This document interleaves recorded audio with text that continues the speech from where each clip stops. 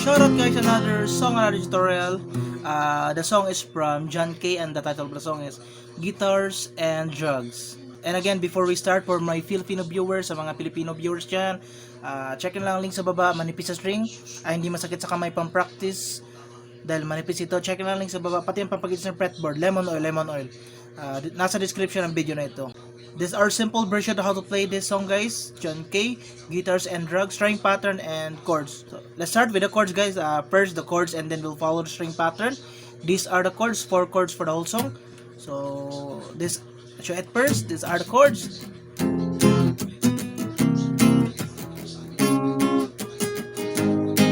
So F minor, form of F, but we'll remove this middle.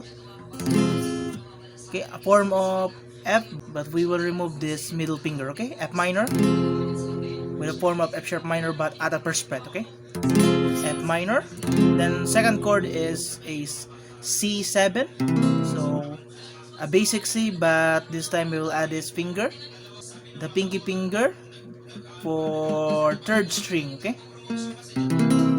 Okay, C, a form C, but we'll add this finger. Okay, third string, third fret, third string, third fret. Okay. And then fourth chord is a C sharp, form of B, but at a fourth fret. Okay, on the fourth fret. That is the third chord, and the last chord is G sharp, form of F at the fourth fret. So, again, F minor, C7, add this finger at the third fret, third string. Okay, C7, then C sharp at the fourth fret, and then G sharp.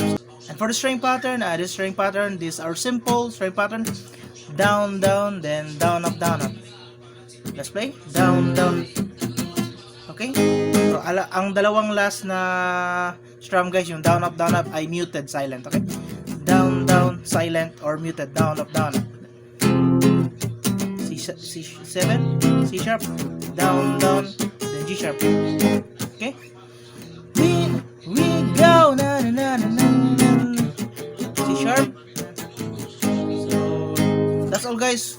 4 chords only for the entire song or whole song. C sharp and G sharp. And these are simple string pattern. At ulit sa mga naghanap ulit ng manipis sa string, hindi masakit sa kamay pang practice, check nyo lang ang link sa baba guys sa lemon oil at manipis sa string. Hindi masakit sa kamay pang practice dahil manipis ito. That's all for this tutorial guys. 4 chords only for the entire song and simple string pattern. See you sa mga next na uploads. Abangan yung mga next uploads natin. Kung mayroong mga kantang bago na kaya natin gawan, check nyo lang ang uploads natin. Dito muna, bye bye. We go na na na na na.